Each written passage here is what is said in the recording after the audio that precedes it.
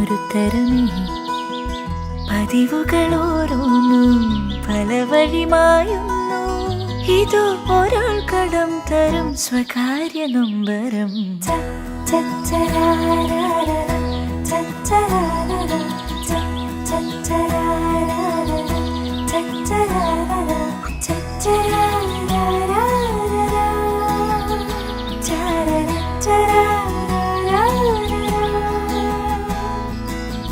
കരളിലെ മൗനങ്ങൾ മൃദുവരി പാടുന്നു.